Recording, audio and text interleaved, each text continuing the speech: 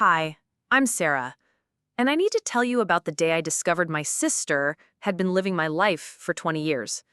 I was standing in my childhood kitchen, holding a faded photograph I'd found while cleaning out my late mother's attic, when everything I thought I knew about my marriage, my divorce, and my family crumbled around me. The photograph showed my ex-husband David kissing someone passionately at what looked like a hotel balcony, but it wasn't me in the picture. It was my sister, Rachel, and the timestamp on the back read, 3 months before my wedding day in 2004. Before we jump back in, tell us where you're tuning in from, and if this story touches you, make sure you're subscribed, because tomorrow I've saved something extra special for you. My name is Sarah Mitchell, and at 52 years old, I thought I had already lived through the worst betrayal of my life. I was wrong. For the past 20 years, I believed my marriage to David had simply fallen apart due to his infidelity with random women, his growing distance, and our inability to conceive children. I blamed myself for not being enough, for not fighting harder, for not seeing the signs sooner. When we divorced in 2015 after 11 years of marriage, I walked away with almost nothing, believing I deserved the scraps he threw me because I had failed as a wife. David went on to marry my sister Rachel just 6 months after our divorce was finalized. At the time, I thought it was peculiar how quickly they had fallen in love, but Rachel explained it as finding comfort in each other during the difficult aftermath of my marriage falling apart. She painted herself as the supportive sister who had helped David through his depression over our divorce, and me as the bitter ex-wife who couldn't be happy for their newfound love. I bought every word of it, because Rachel had always been the golden child, the one who could do no wrong in our family's eyes. Rachel is 3 years younger than me, but she had always been the beautiful one, the successful one, the one our parents bragged about to their friends. While I struggled through community college and worked multiple jobs to support myself, Rachel effortlessly glided through law school on a full scholarship. While I worked as a dental hygienist to pay my bills, Rachel became a partner at a prestigious firm by the age of 35. She had always gotten everything she wanted, and apparently that included my husband. The photograph I found in Mother's attic changed everything I thought I knew about the last 2 decades of my life. Mother had passed away 6 months ago from cancer, and Rachel and I had been slowly going through her belongings. Rachel had been conveniently too busy with work to help much, leaving me to handle most of the emotional labor of sorting through a lifetime of memories. I had found the photograph tucked inside an old recipe book, along with several others that made my blood run cold. There were pictures of David and Rachel at restaurants I recognized from my marriage, places where David claimed he was having business dinners. There were photos of them at a beach resort that David had told me was a work conference he had to attend alone. Most devastating of all, there were ultrasound images with Rachel's name on them, dated from 2010, right around the time I was going through fertility treatments, desperately trying to give David the children he claimed he wanted. I sat on Mother's dusty attic floor, surrounded by boxes of Christmas decorations and old photo albums, and realized that my entire adult life had been built on lies. David hadn't been cheating on me with random women. He had been having a full-blown relationship with my sister throughout our entire marriage. The children I couldn't give him, Rachel had given him in secret. The business trips, the late nights at work, the growing emotional distance, it had all been because he was building a life with Rachel while keeping me around as cover. The most sickening part was realizing that everyone else probably knew. The timestamps on these photographs showed that their relationship had been going on for years before my divorce. Our parents, David's family, mutual friends, they must have known that Rachel was pregnant with David's child while I was struggling with infertility. They had all watched me blame myself for the failure of my marriage while knowing the truth. I called in sick for work for 3 days and spent them going through every document, every photograph, every piece of evidence I could find. Mother had apparently been collecting proof of Rachel and David's affair for years, though I couldn't understand why she had never told me. Perhaps she had been planning to, or perhaps she simply couldn't bear to break my heart. Either way, she had left me a roadmap of betrayal that went back to before I had even married David. The evidence was overwhelming. credit card statements showing David had paid for Rachel's law school textbooks while we were engaged, hotel receipts for romantic getaways that happened during our marriage, medical bills for Rachel's prenatal care that David had paid for while I was spending our savings on fertility treatments. Even copies of text messages between them discussing how to handle me during the divorce proceedings to ensure I didn't get too much in the settlement. I realized that my divorce hadn't been the result of a failed marriage. It had been a carefully orchestrated plan to transition David from one sister to the other while minimizing financial consequences. Rachel, with her legal expertise, probably helped David structure our divorce to ensure I got as little as possible. I had signed away my rights to his pension, his business, and even our house because I felt guilty for not being able to make our marriage work. I had been manipulated by both of them into believing I deserved nothing. The rage that built up inside me over those 3 days was unlike anything I had ever experienced. I had spent 9 years after my divorce rebuilding my life from nothing. I had lived in a cramped apartment, worked extra shifts to pay for therapy, and battled depression while watching David and Rachel live in the house that should have been mine, raising the children that should have been ours. I missed out on having a family because I believed I was infertile, when the truth is that David had already started his family with someone else. But as the rage settled, something else took its place. A cold, calculating determination that surprised me. For the first time in my adult life, I held all the cards. Rachel and David had built their perfect life on a foundation of lies, and I had the evidence to bring it all crashing down. Rachel's law firm had strict morality clauses about partners engaging in conduct that could bring the firm into disrepute. David's business relied heavily on his reputation as a family man and pillar of the community. Both of them had everything to lose if the truth about their 20-year deception came out. I spent a week researching and planning. I discovered that Rachel made over $400,000 a year as a partner at Mitchell, Sterling & Associates, David's construction company, which he had built during our marriage using techniques and contacts I had helped him develop, was now worth over $2 million. They lived in a sprawling house in the most exclusive neighborhood in town, sent their twins to private school, and took elaborate vacations twice a year. They had built their American dream on the ashes of my life. But I also learned something that gave me hope. David and Rachel had problems. Their social media presence, which had always seemed perfect, showed cracks when you looked closely. David had been posting less frequently about family activities. Rachel's photos seemed forced and overly staged.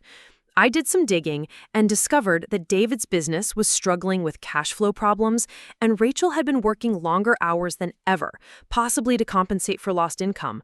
I began to formulate a plan that would give me back everything they had stolen from me, but I knew I had to be smarter than they were. Rachel was a lawyer who specialized in family law, so she would see a straightforward revenge plot coming from miles away. David was a businessman who understood contracts and negotiations. I needed to approach this differently. The opportunity came sooner than I expected. I was grocery shopping on a Tuesday evening when I ran into Marcus Chen, an old friend from high school who had become a private investigator. Marcus had always had a crush on me back in school, and when he saw me in the produce section, he immediately came over to chat. During our conversation, I mentioned that I was dealing with some family legal issues and needed advice on gathering evidence for a potential case. Marcus was more than willing to help, especially when I explained the basics of what I had discovered. As a private investigator, he had seen plenty of cases involving long-term deception and knew exactly what kind of evidence would hold up in court. More importantly, he knew how to gather additional evidence without alerting the targets to what was happening. Over the next month, Marcus helped me build an airtight case. We documented David's financial transfers to Rachel during my marriage, proving that he had been supporting her while claiming to me that money was tight. We found evidence that David had purchased the engagement ring he gave Rachel using money from a business account that I had helped fund during our marriage. We even discovered that the house they were living in had been purchased with a down payment that included money from my inheritance from my grandmother, money that David had claimed was needed for business expenses. Most damaging of all, we uncovered evidence that Rachel had been giving David legal advice on how to minimize my divorce settlement while we were still married. She had helped him hide assets, structure the business to appear less profitable, and even coached him on what to say during mediation sessions. She had used her legal expertise to ensure her own sister got as little as possible from the marriage she was secretly destroying. Armed with this evidence, I made my first move. I contacted Rachel's law firm and requested a meeting with the managing partner, claiming I needed legal representation for a complex family matter. James Sterling, the founding partner, agreed to meet me on a Friday afternoon. I walked into that gleaming downtown office wearing my best dress and carrying a briefcase full of evidence that would change everything. Mr. Sterling was a distinguished man in his 60s who had built his firm's reputation on integrity and ethical conduct. He listened politely as I explained that I had discovered evidence of long-term fraud and deception involving one of his partners. When I began laying out the photographs, documents, and financial records, his expression changed from polite interest to serious concern. The evidence showed that Rachel had engaged in serious ethical violations by representing her sister's husband in matters where she had a personal interest. She had used privileged information and her legal expertise to defraud me during my divorce proceedings. Even worse, she had done all of this while maintaining her position as a partner in a firm that prided itself on ethical conduct. Mr. Sterling asked me what I wanted. I had prepared for this question carefully. I didn't want Rachel fired immediately because that would alert David to what was happening and give them time to hide assets or plan a defense. Instead, I wanted the firm to conduct a quiet internal investigation while I pursued other aspects of my plan. I wanted Rachel to remain in position, unaware that her world was about to collapse, until I was ready to move on all fronts simultaneously. Mr. Sterling agreed to open a confidential investigation. He assigned 2 junior partners to review the evidence I had provided and gather additional documentation from Rachel's files. He assured me that Rachel would not be told about the investigation until it was complete and that the firm took these allegations very seriously. Phase 2 of my plan involved David's business. I discovered that David had expanded his construction company significantly over the years, but had also taken on substantial debt to fund that growth. His cash flow problems were worse than I had initially realized, and he was behind on several major contracts. More importantly, I learned that he had been using somewhat questionable practices to win bids, including possible collusion with other contractors. I contacted the state contracting board and filed a formal complaint alleging bid rigging and fraudulent business practices. I provided evidence that David had been coordinating with other contractors to artificially inflate prices on municipal projects. The investigation would take months, but once it began, it would freeze David's ability to bid on new public contracts, which made up 60% of his business. While those investigations were proceeding quietly, I began the most personally satisfying part of my plan. I started rebuilding relationships with people who had been pushed out of my life during and after my marriage. Preparing and narrating this story took us a lot of time. So if you are enjoying it, subscribe to our channel. It means a lot to us. Now, back to the story. I reached out to old friends who had tried to stay neutral during my divorce but had eventually been forced to choose sides. I contacted family members who had been told I was bitter and difficult to deal with. What I discovered was that many people had suspected something was wrong with the timeline of David and Rachel's relationship. Several friends admitted they had thought it was strange how quickly David and Rachel had gotten together after my divorce. Some had even noticed signs during my marriage that suggested David was involved with someone else, but they hadn't wanted to interfere or hadn't been sure what they were seeing. My cousin Jennifer had been particularly suspicious. She told me that at a family barbecue in 2012, she had seen David and Rachel disappear together for over an hour, returning with grass stains on their clothes and guilty expressions. When she had mentioned it to my aunt, she was told not to spread gossip and to mind her own business. Several other family members had similar stories of inappropriate behavior between David and Rachel that had been dismissed or covered up. I spent months carefully rebuilding these relationships and gathering testimonies from people who had witnessed David and Rachel's affair over the years. I wasn't planning to use all of this in court, but I wanted to understand the full scope of how many people had known about the betrayal and said nothing. The picture that emerged was of a conspiracy of silence that had protected David and Rachel while allowing me to suffer in ignorance. The most painful discovery was that my own parents had known. Jennifer finally admitted that my mother had confided in her about finding evidence of David and Rachel's affair years ago, but had been afraid to tell me because she thought it would destroy our family. My father had apparently caught David leaving Rachel's apartment early one morning in 2011 and had confronted both of them, but they had convinced him that it was a one-time mistake that would never happen again. My parents had chosen to protect Rachel and David's secret rather than tell me the truth, allowing me to waste years of my life in a marriage that was already over. They had watched me struggle with infertility while knowing that David was having children with my sister. They had supported my decision to give David a generous divorce settlement while knowing he was planning to marry Rachel all along. Understanding the full extent of the betrayal was almost more painful than discovering the original affair. It wasn't just David and Rachel who had deceived me. It was nearly everyone I had trusted and loved. But this knowledge also strengthened my resolve to see my plan through to the end. 6 months after I had begun my investigation, all the pieces were in place. Rachel's law firm had completed their internal review and found evidence of serious ethical violations that would result in her disbarment and immediate termination. David's contracting business was under investigation by 3 different state agencies, and several of his major contracts had already been suspended pending the outcome. But I wasn't ready to spring the trap yet. I had one more element to put in place, and it was the most important one. I needed David to come back to me willingly, so that when everything collapsed, he would have nowhere else to turn. I had been planning this part of my strategy for months, but I needed the perfect opportunity to implement it. That opportunity came when I learned that David and Rachel were having serious marital problems. Their financial stress was putting a strain on their relationship, and Marcus had observed several heated arguments between them in public places. The final phase of my plan was about to begin, and after 20 years of living with lies, I was finally going to get my life back. The opportunity to reconnect with David presented itself at our mutual friend Tom's birthday party in October. Tom had been David's college roommate and had maintained friendships with both of us despite the divorce. He invited me to his 40th birthday celebration, mentioning that he missed having me around and that Rachel wouldn't be attending due to work commitments. I spent considerable time preparing for that evening, not just in terms of appearance, but mentally and emotionally. I needed David to see me as the woman he had once fallen in love with, not the broken, desperate person I had become during our divorce.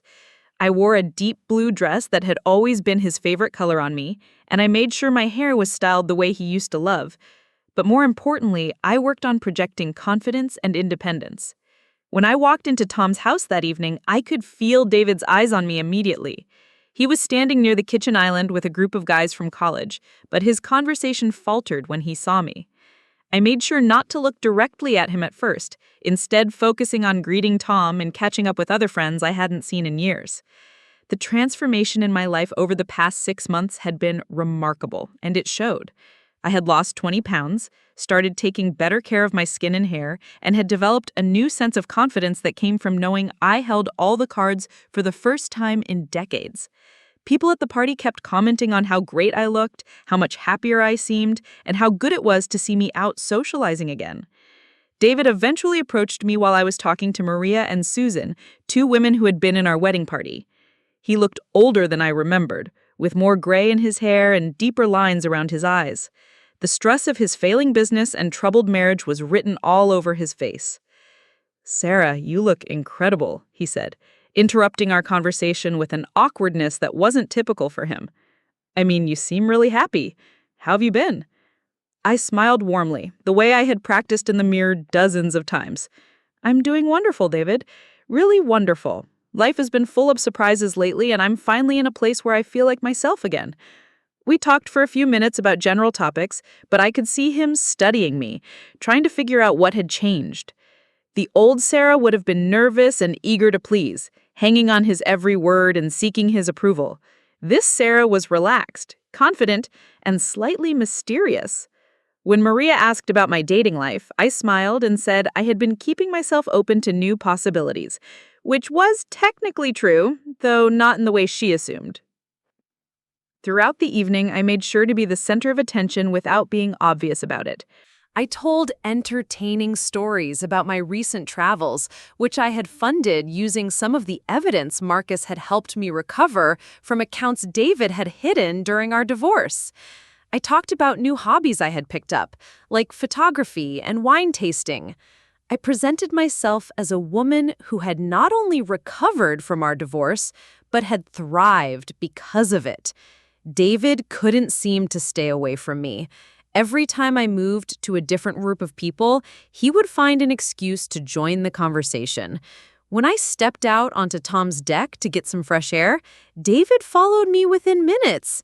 "Sarah, I have to ask," he said, leaning against the deck railing beside me.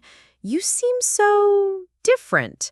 Not different in a bad way, just more confident, more sure of yourself. What happened?" I turned to face him, letting a small smile play at the corners of my mouth. "I think I finally stopped trying to be someone I wasn't, David. I stopped trying to fit into other people's expectations and started living for myself. It's amazing how much clearer everything becomes when you stop apologizing for existing." He was quiet for a moment, staring out at Tom's backyard. "That was always one of your problems when we were married," he said, softly. "You were always so worried about making everyone else happy that you forgot to figure out what would make you happy." The irony of this statement from the man who had been living a double life throughout our entire marriage was almost overwhelming, but I kept my expression neutral. "Maybe you're right," I said, "but I've learned that the only person responsible for my happiness is me. And honestly, I've never been happier." Over the next hour, David opened up to me in ways he never had during our marriage. He talked about feeling overwhelmed by work stress, about financial pressures he was facing, about feeling like he had lost touch with who he really was.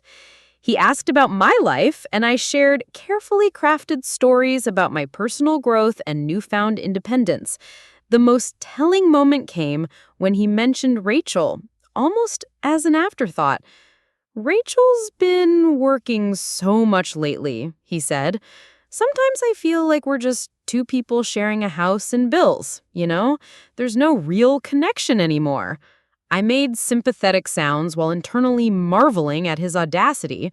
The man who had destroyed our marriage by carrying on a secret relationship with my sister was now complaining about feeling disconnected from the woman he had left me for.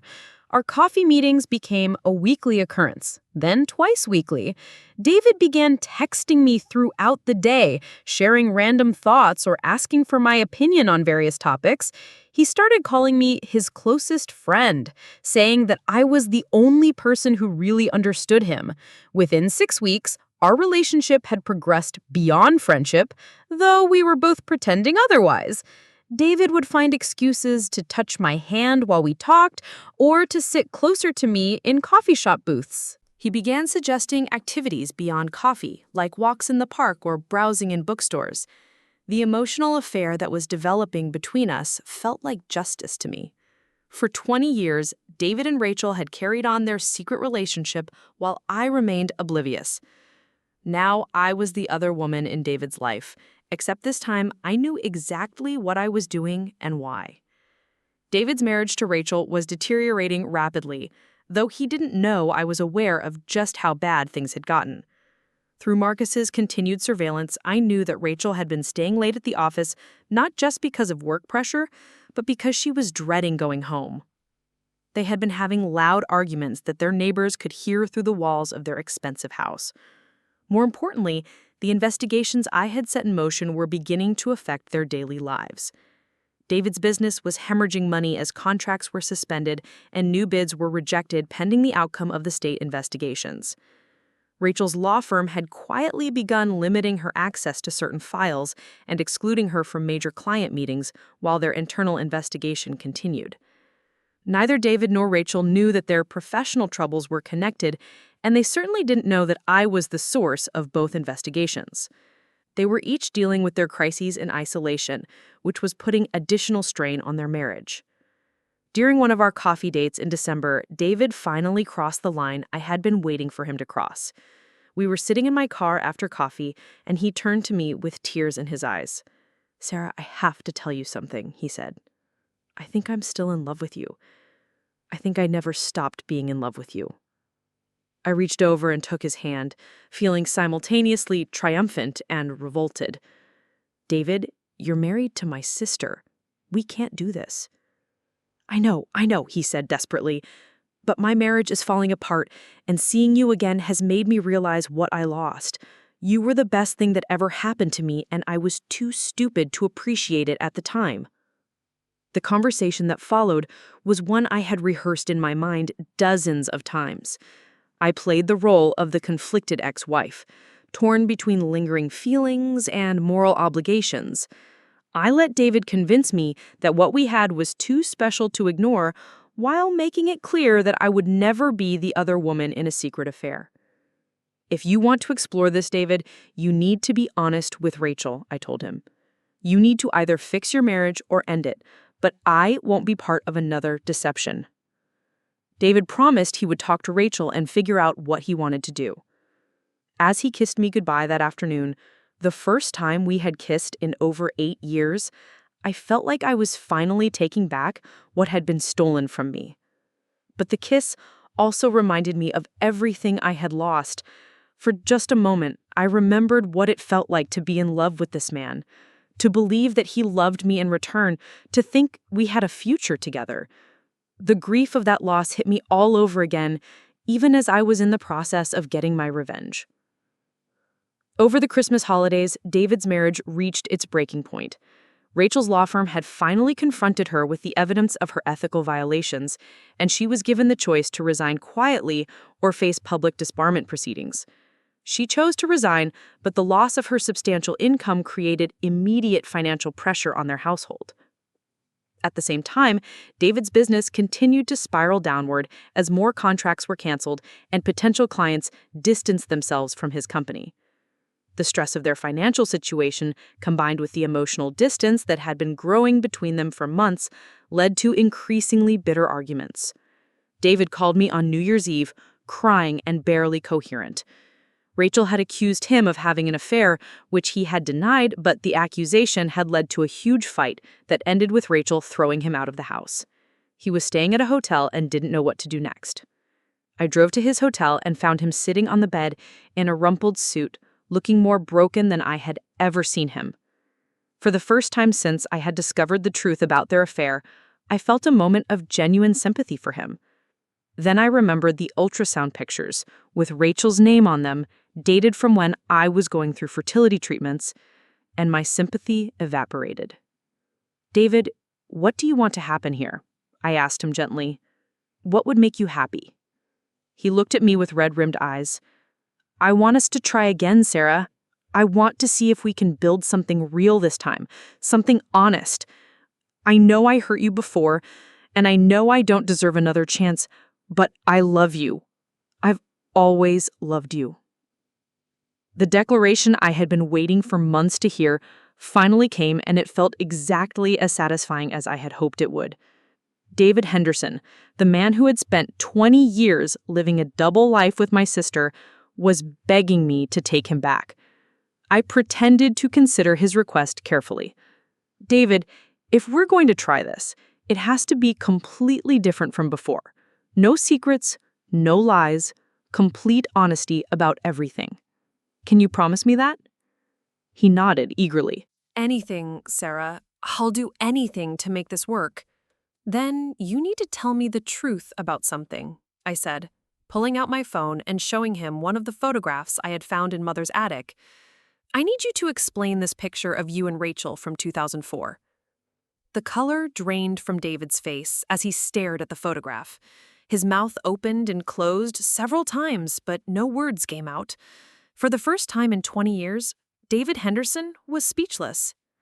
I waited patiently while he processed the fact that his carefully constructed lies were finally crumbling around him. When he looked up at me again, I could see that he knew the game was over. "How long have you known?" he whispered. 6 months, I replied calmly. "I know about the affair that lasted throughout our entire marriage. I know about the children Rachel had while I was struggling with infertility. I know about the financial manipulation during our divorce.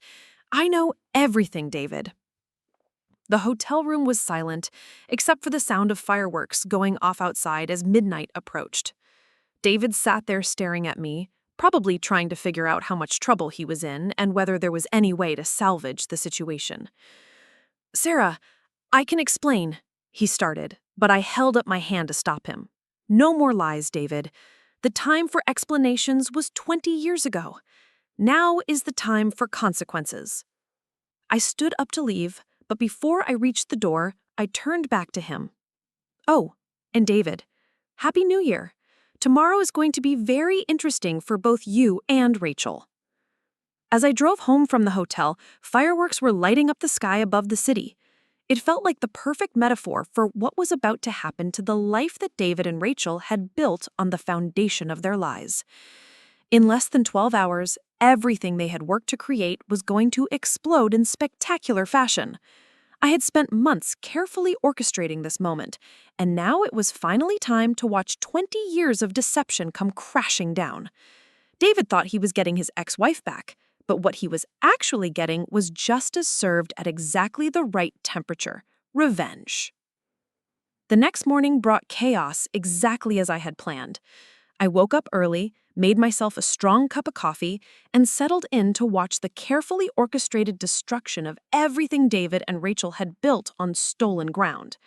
My phone started ringing at 7:30 in the morning, and it didn't stop for the next 12 hours. The first call came from Rachel. Her voice was shaking with a combination of rage and panic that I had never heard from her before. "Sarah, what the hell did you do?" she screamed into the phone without even saying hello. "The managing partners at my firm called an emergency meeting this morning. They're saying I violated ethical guidelines and that I have to be out of the building by noon, today."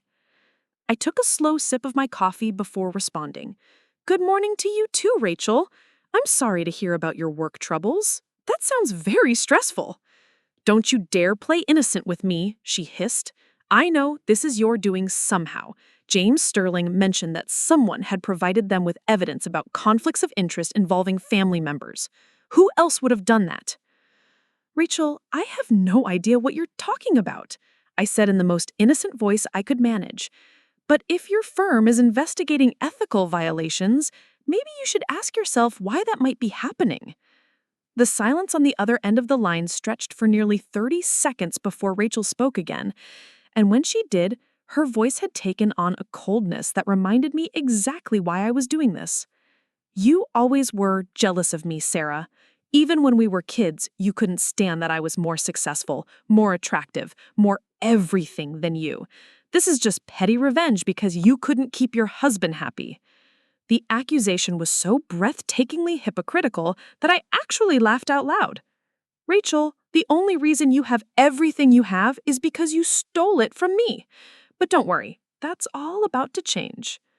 I hung up on her, and immediately my phone rang again. This time it was David, and he sounded even more panicked than Rachel had. "Sarah, please, we need to talk," he said without preamble. "I've been trying to reach Rachel all morning, but she's not answering my calls. Something's happening with her job, and my lawyer just called saying there are new developments in the state investigation of my business." "I'm sure everything will work out fine, David," I said sweetly. "After all, you both are so good at handling complicated situations. You've had years of practice." "Sarah, please," he begged. "I know you're angry about the past, and you have every right to be, but can we please focus on moving forward? I meant what I said last night about wanting to be with you." The desperation in his voice was music to my ears. "David, I think you need to focus on cleaning up the mess you've made before you start thinking about the future. You might want to talk to a lawyer about those business practices of yours." The next call came from my cousin, Jennifer, who had clearly been contacted by other family members who were starting to piece together what was happening. "Sarah, honey, are you okay?" she asked. "I just got off the phone with Aunt Martha, and she said Rachel is having some kind of crisis at work. She also said David showed up at their house this morning looking like he hadn't slept in days." I'm doing wonderfully, Jennifer, I said truthfully. In fact, I don't think I've ever been better. It's amazing how good it feels when the truth finally comes out. Jennifer was quiet for a moment, then she said carefully, Honey, what truth are you talking about? I think you know exactly what truth I'm talking about, Jennifer. The truth that everyone in this family has been helping David and Rachel hide for 20 years. Over the next few hours, I received calls from various family members, former friends, and even some of David's business associates who had somehow gotten my number. Word was spreading quickly through our social circle that both David and Rachel were facing serious professional consequences, and people were starting to connect the dots about the timing. The most satisfying call came from Tom, who had hosted the birthday party where I had reconnected with David. Sarah, I owe you an apology, he said. I should have said something years ago about what I suspected, but I didn't want to get involved in family drama. Now I'm hearing that David and Rachel have been having an affair for decades, and I feel terrible about staying quiet. Tom, you don't owe me any apology, I said, but I appreciate you saying that. The people who owe me apologies are the ones who actively participated in the deception. I spent the morning fielding phone calls and monitoring the fallout. But the afternoon brought even more dramatic developments.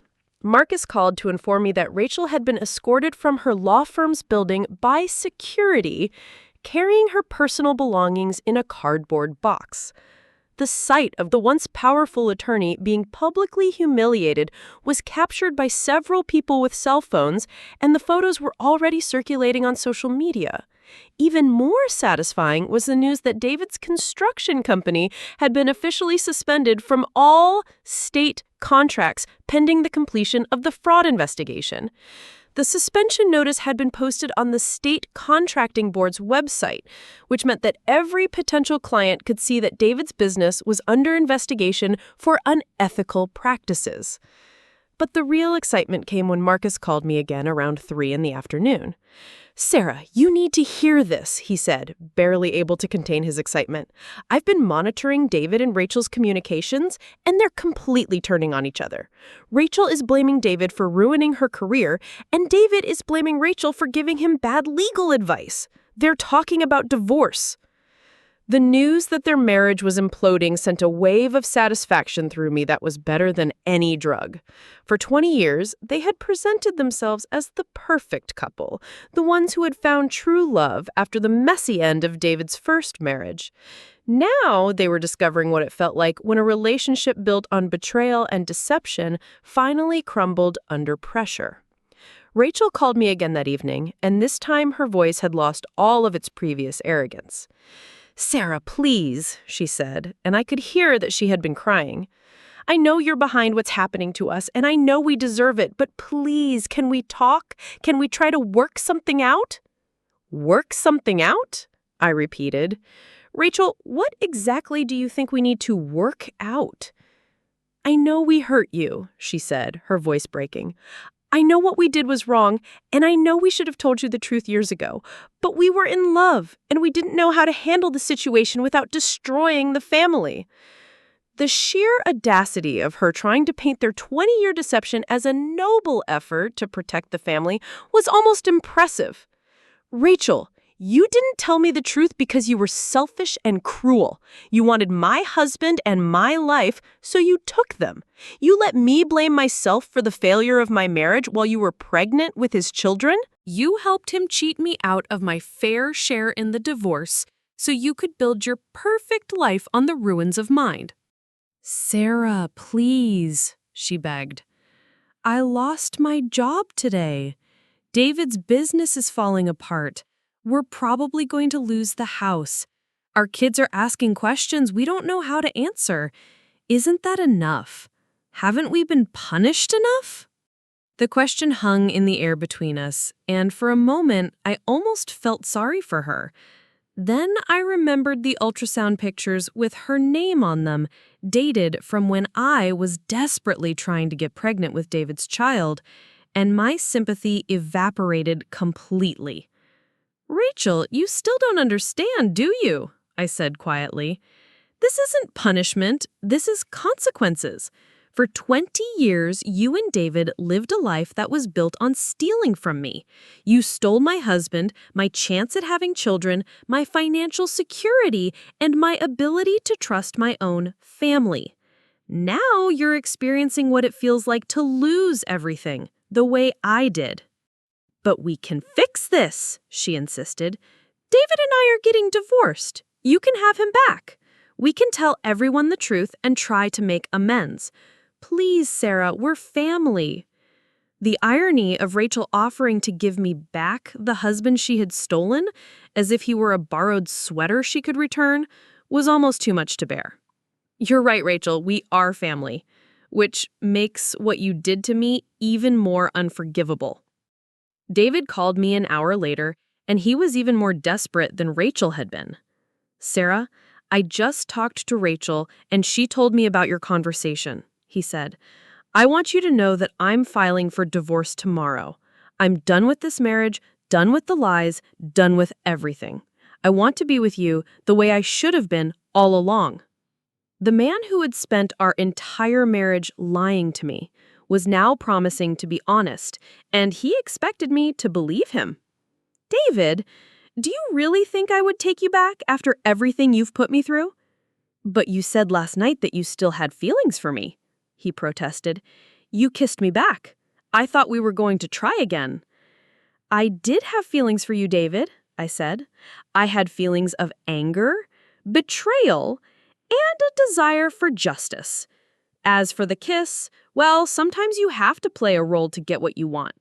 I learned that from watching you and Rachel. The silence that followed was so complete that I wondered if the call had been dropped. When David finally spoke again, his voice was hollow. You planned all of this, didn't you? The investigation into Rachel's law firm? The problems with my business? Reconnecting with me at Tom's party? It was all deliberate. I'm impressed, David, I said. I was beginning to think you'd never figure it out. Yes, I planned all of this. I spent months researching, gathering evidence, and positioning myself to take back everything you stole from me. Sarah, please, he whispered. I know I made mistakes, but I loved you. I really did love you. No, David, you loved having me as cover while you lived your real life with Rachel. You loved having someone to blame for your unhappiness. You loved having a wife who was so desperate for your approval that she would give you everything in a divorce settlement because she thought she had failed you. The next few weeks brought a parade of consequences that exceeded even my most optimistic expectations. Rachel's resignation from her law firm was followed by a formal complaint to the State Bar Association, which opened its own investigation into her conduct.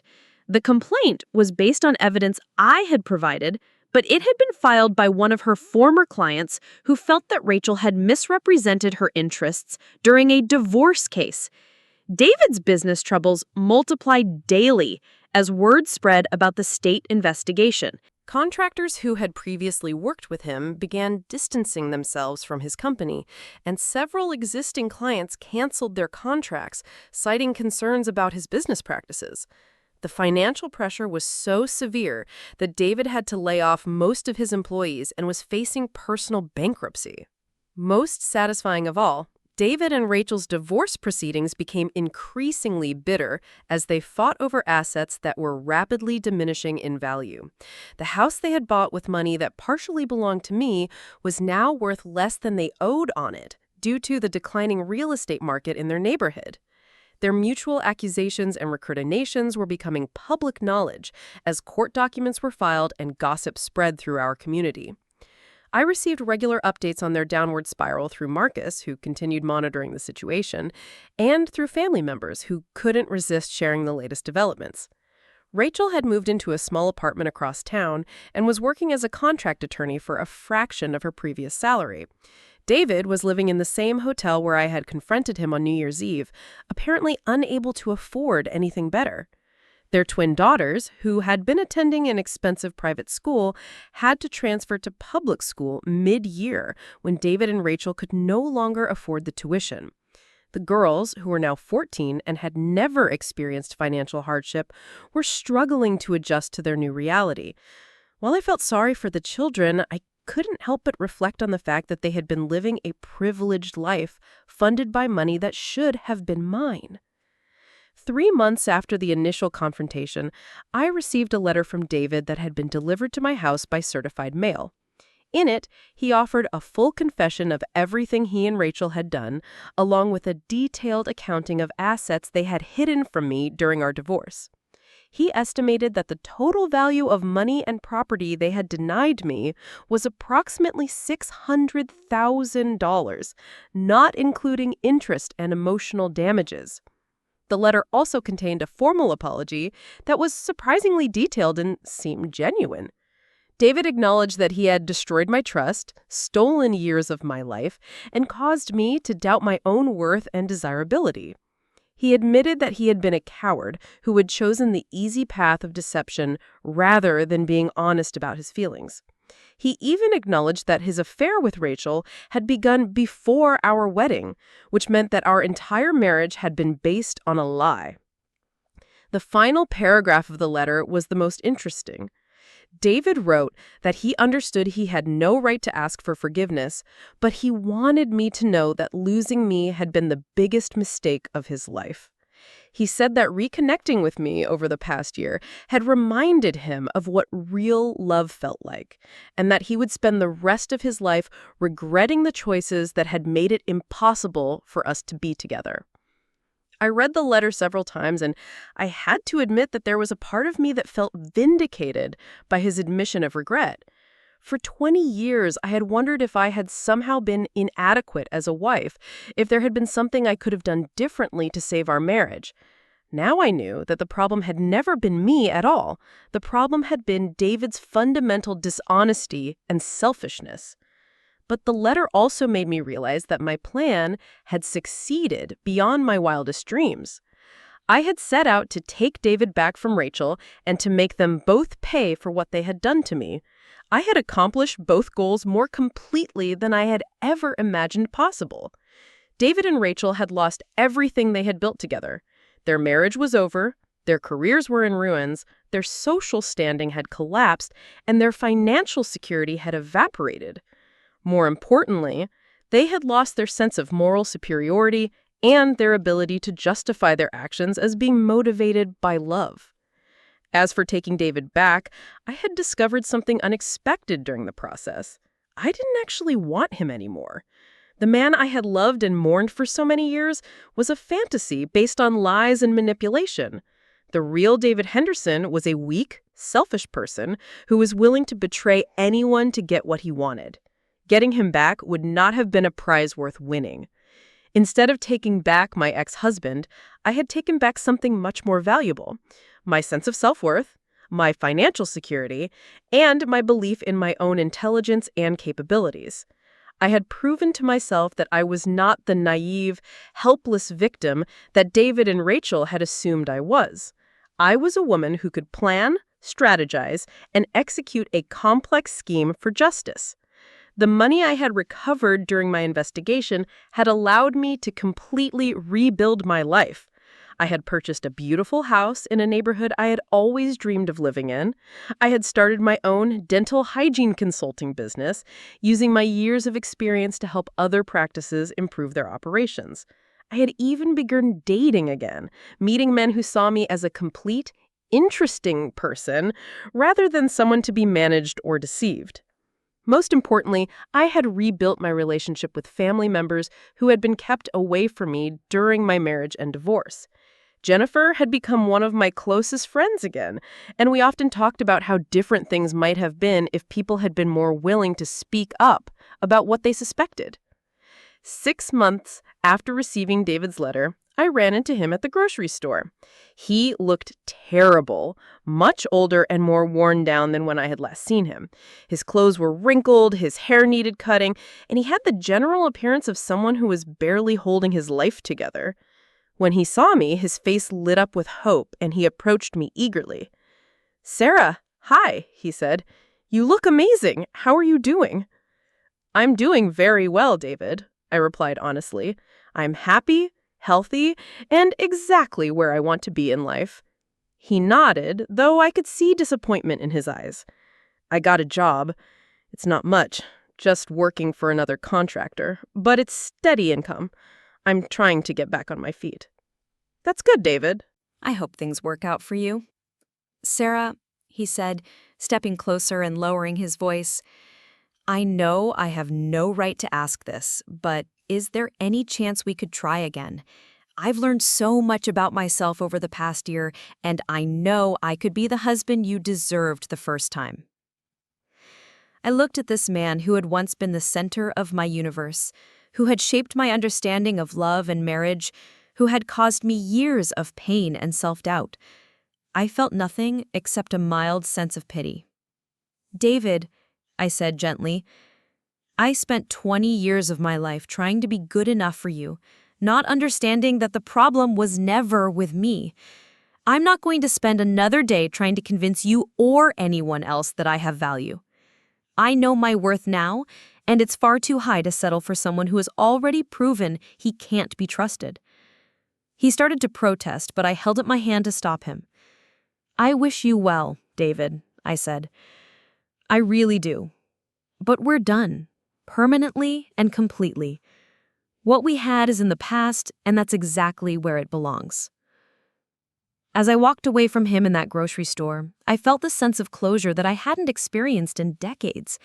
The scared, desperate woman who had signed away her rights in a divorce settlement because she thought she was worthless was gone forever. In her place was someone who knew exactly what she was worth and refused to accept anything less. Rachel reached out to me one more time, about a year later.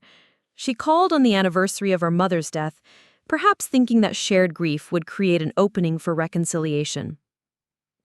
Her voice was subdued, lacking the arrogance and confidence that had once characterized everything she said. Sarah, I know you probably don't want to hear from me, she began, but I've been thinking about Mom a lot today, and I realized that she would have hated what happened between us. She loved both of her daughters, and she would have wanted us to find a way to forgive each other.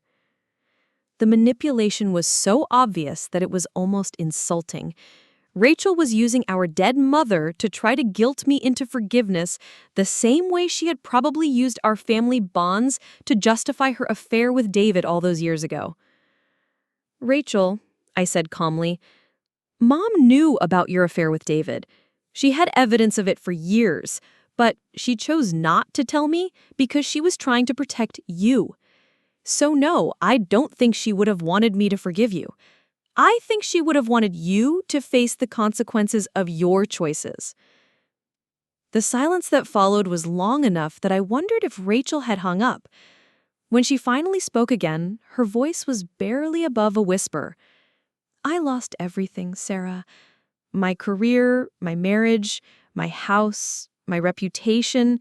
My own daughters barely speak to me because they blame me for destroying their family. Haven't I paid enough? You lost what you stole, Rachel, I replied. You're experiencing what I experienced 20 years ago, except that you brought it on yourself through your own choices. The difference is that I was innocent, and you weren't.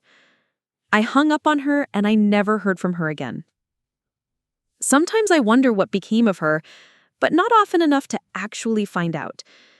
Some people deserve to be forgotten, and Rachel Henderson is one of them. These days, my life is fuller and richer than it has ever been.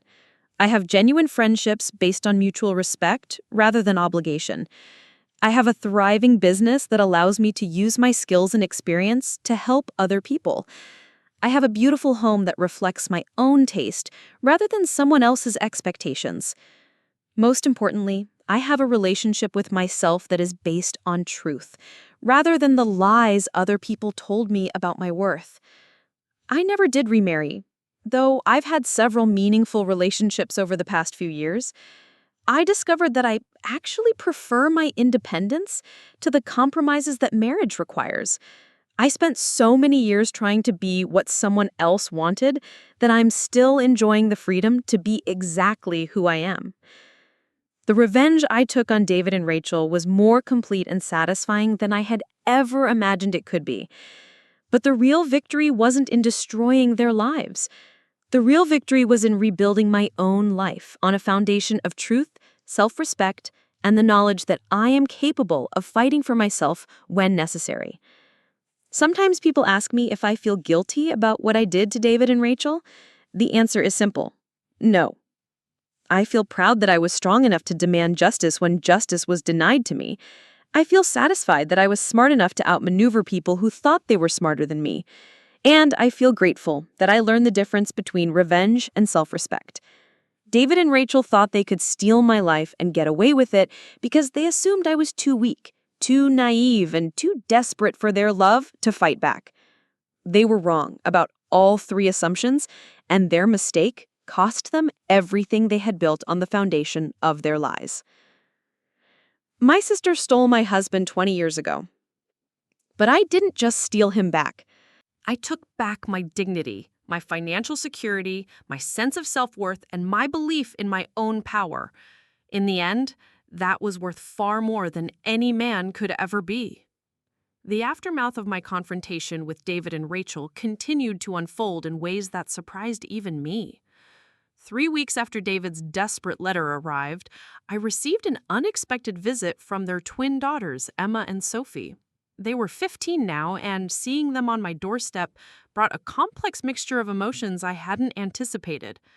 The girls looked so much like David that it was almost painful, but they also had Rachel's determined chin and intelligent eyes. They stood nervously on my front porch, clearly unsure of how I would receive them. Emma, who had always been the bolder of the two, spoke first. "Aunt Sarah, we know this is weird, but we really need to talk to someone who isn't completely falling apart," she said. "Our parents won't tell us what's really happening, and everyone at school knows our family is a mess, but no one will explain why." I invited them in, my heart breaking for these young women who were paying the price for their parents' decades of deception. Sophie, the quieter twin, sat on the edge of my couch and looked around my living room with curiosity. "Your house is really pretty," she said softly. "It feels peaceful here." Over the next 2 hours, I listened to Emma and Sophie describe the chaos that their lives had become. Rachel had moved into a cramped 2-bedroom apartment and was working long hours for minimal pay. David was living in a series of cheap motels and had missed several scheduled visits with the girls because he couldn't afford gas money to pick them up. The girls had been forced to change schools twice as Rachel moved to cheaper neighborhoods. They had lost touch with most of their friends and were struggling academically because of the constant disruption.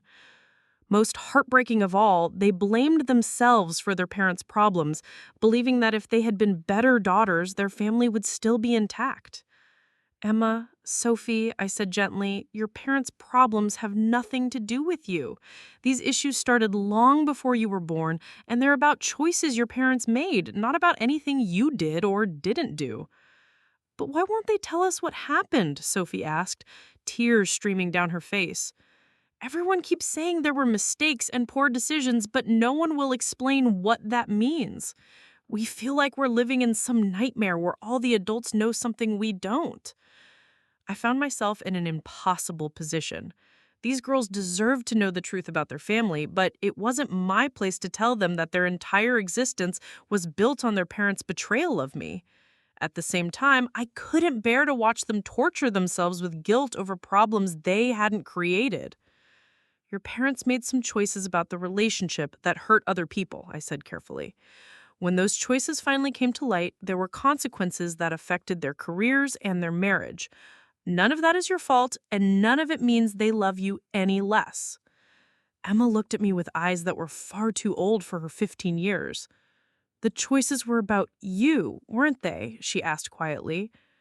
"That's why Mom gets so upset when your name comes up, and why Dad looks guilty every time someone mentions you." I couldn't lie to them, but I also couldn't burden them with the full truth. "Your parents and I have a complicated history," I admitted. "But what matters now is that you two focus on taking care of yourselves and each other. You're not responsible for fixing your parents' problems." Before they left that afternoon, I did something that surprised even me. I gave each girl my phone number and told them they could call me anytime they needed someone to talk to. I also secretly opened college savings accounts for both of them using some of the money I had recovered during my investigation. Whatever sins David and Rachel had committed, their daughters didn't deserve to have their futures destroyed because of them. Over the next several months, Emma and Sophie became regular visitors to my house. They would come by after school sometimes, doing homework at my kitchen table while I prepared dinner. They never asked for money or material help, but they clearly craved the stability and normalcy that my home represented. Through them, I learned more about how completely David and Rachel's lives had unraveled. Rachel's legal troubles had escalated when the State Bar Association found evidence that she had engaged in conflicts of interest in multiple cases, not just mine. She was facing a 3-year suspension from practicing law, effectively ending her legal career. David's business had completely collapsed, and he was now working as a day laborer for a construction crew that paid him cash under the table.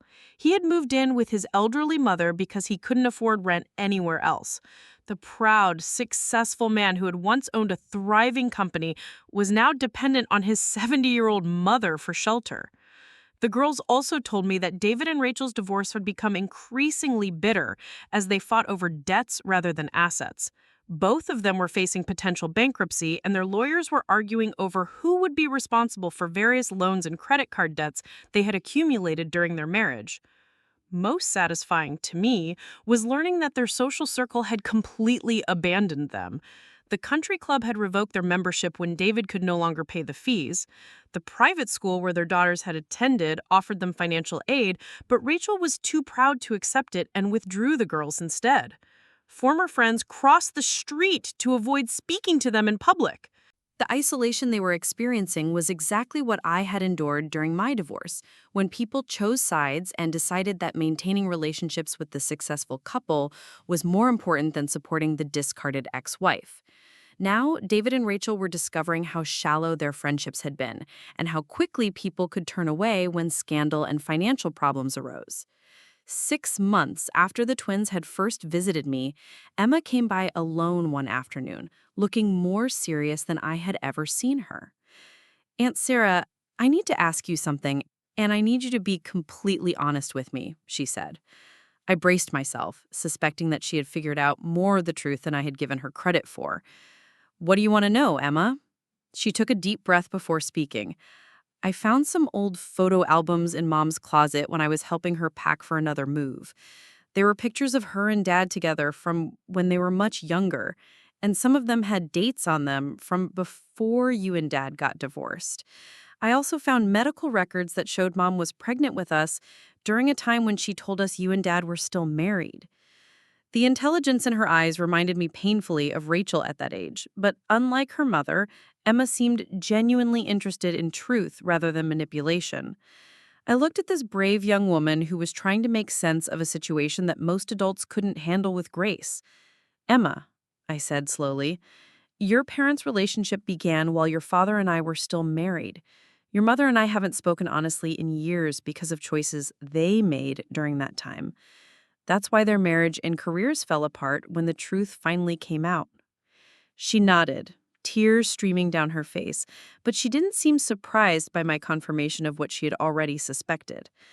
"I thought so," she whispered.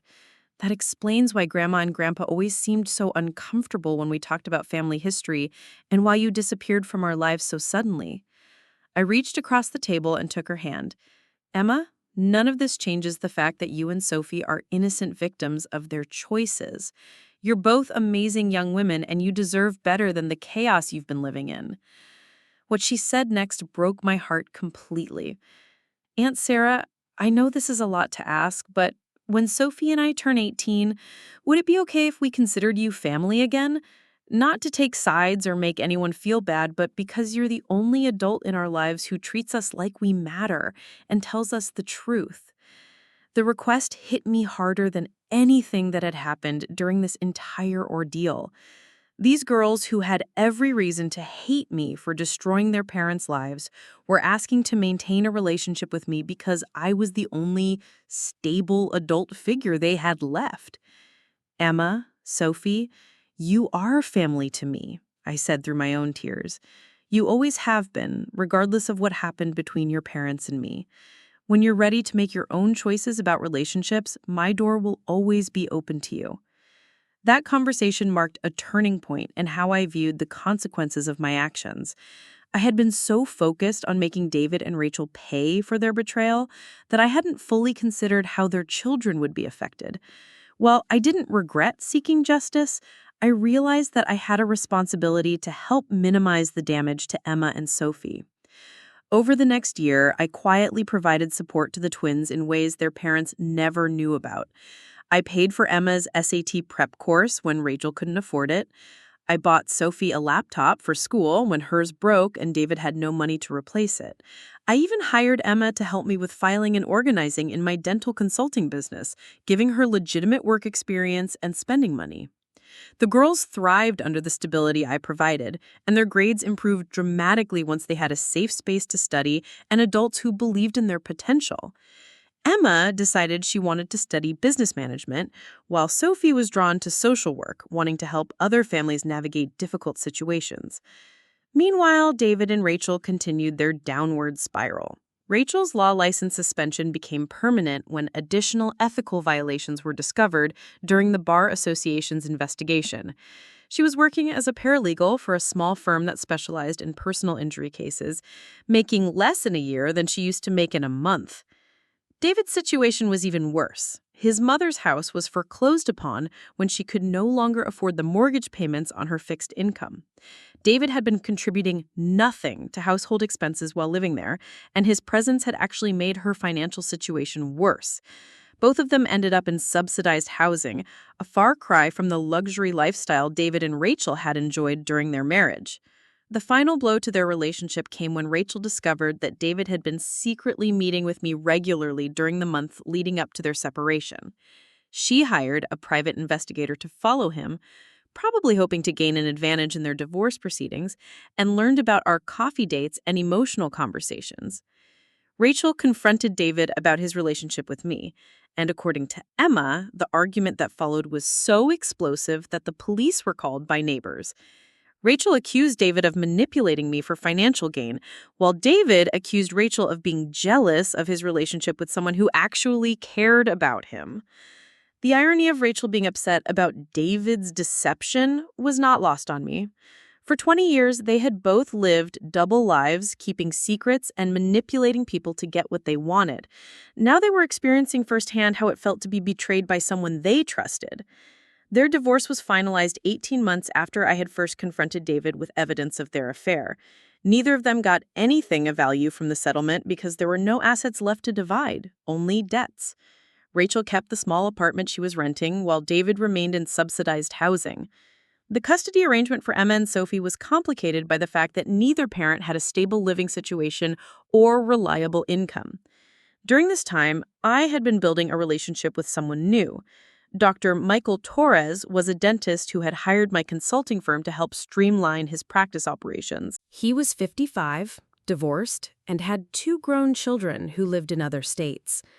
Unlike David, Michael was emotionally available, financially stable, and completely honest about his past relationships and current intentions.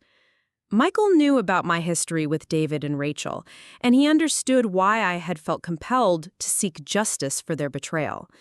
He never judged me for the methods I had used, and he respected the fact that I had been strong enough to fight for myself when no one else would.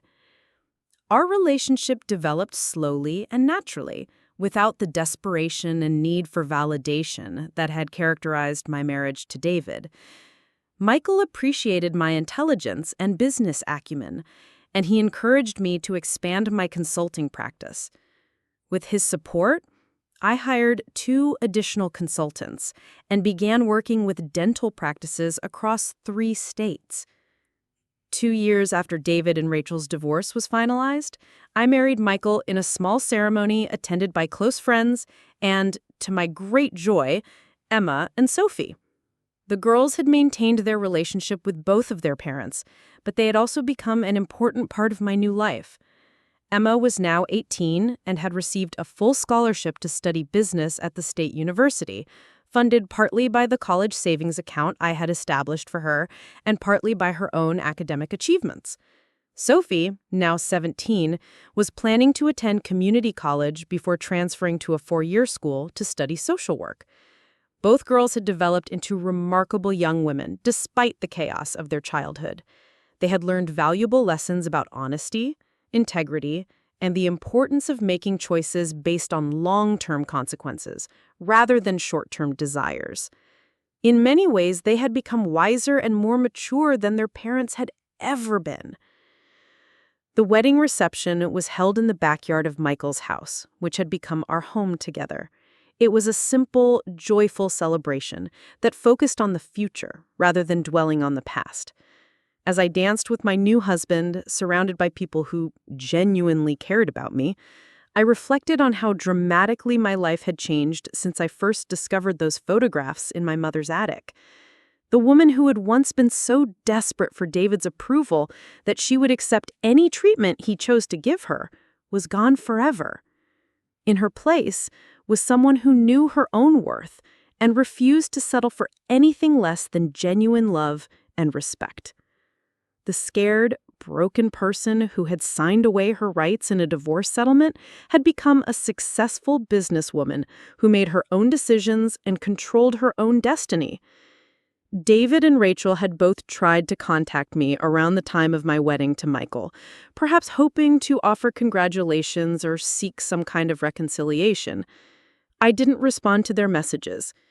There was nothing they could say that would change what had happened between us, and I had no interest in reliving old grievances when I was focused on building a new life.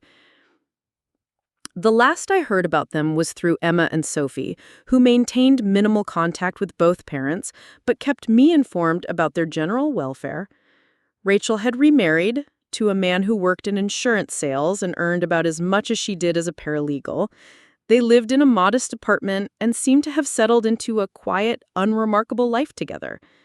David never remarried, though he had a series of short-term relationships that never seemed to last longer than a few months. He was still working in construction, but he had managed to find steady employment with a company that appreciated his experience. He lived alone in a small house that he rented from his employer, a far cry from the mansion he had once shared with Rachel. Both of them had aged considerably during the years following their divorce, and according to their daughters, they seemed diminished by the experience of losing everything they had built together. The confident, successful couple who had once looked down on me as a failure had become ordinary people struggling with ordinary problems, no longer insulated by wealth and status from the consequences of their choices. The most satisfying aspect of their downfall wasn't the material losses they had suffered, though those were significant. The real victory was in seeing them forced to confront the truth about themselves and their relationship. For 20 years, they had been able to maintain the illusion that their love story was romantic and justified, that they were victims of circumstance who had found happiness despite difficult situations. Now they knew, and everyone else knew, that their relationship had been built on betrayal, deception, and the systematic destruction of another person's life. They could no longer pretend to be the good guys in the story, and they could no longer avoid taking responsibility for the pain that they had caused. My own transformation during this period had been just as dramatic as their decline, but in the opposite direction. I had gone from being a victim to being an agent of my own destiny. I had learned to trust my own instincts, to value my own opinions, and to demand the respect that every person deserves in their relationships. The business I had built was thriving beyond my wildest expectations. My marriage to Michael was everything that my marriage to David should have been, a partnership between equals based on honest communication and shared goals for the future. The relationships I had rebuilt with family and friends were deeper and more meaningful than they had ever been before. Most importantly, I had learned the difference between revenge and justice. Revenge would have been about making David and Rachel suffer for the sake of my own emotional satisfaction. Justice was about correcting the imbalance that their deception had created and ensuring that they faced appropriate consequences for their choices.